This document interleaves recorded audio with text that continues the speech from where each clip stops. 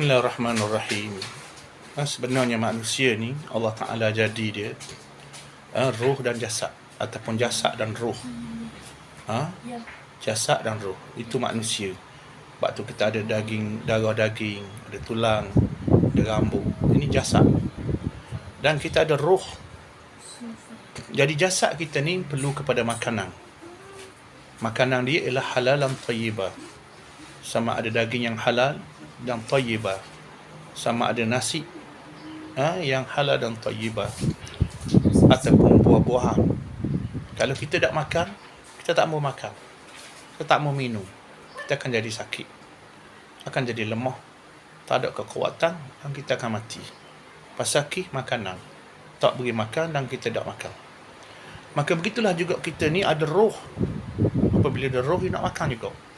Roh kita dia nak makan. Makanan dia ialah iman, amal saleh. Jadi kita kena beri makan yang halal dia.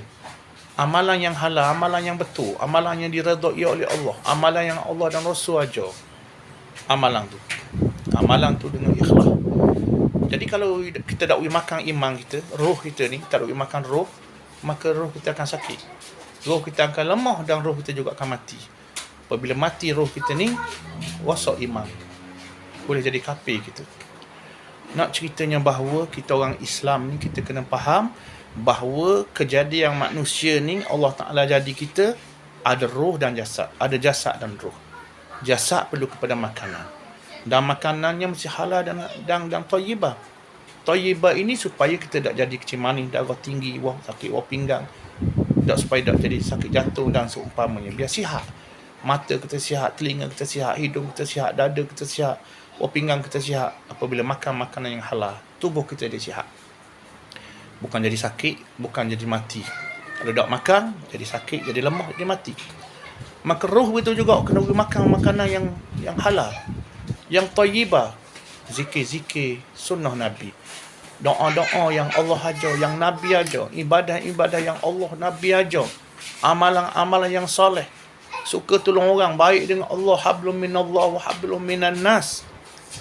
Maka kenyanglah roh kita, segarlah roh kita, segar roh kita.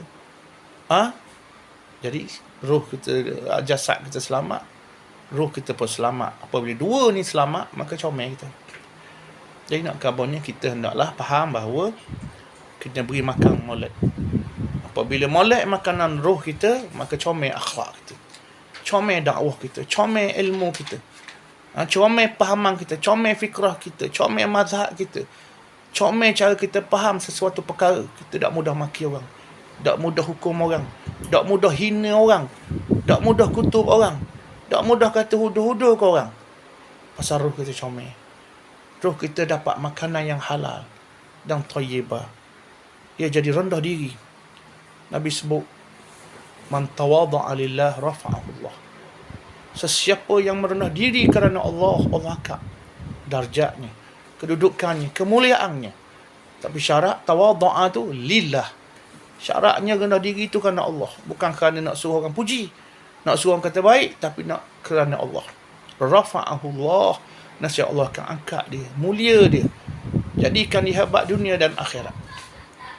Jadi marilah kita maknanya sama-sama menyedari bahawa manusia ni, kita ni jangan buat main-main.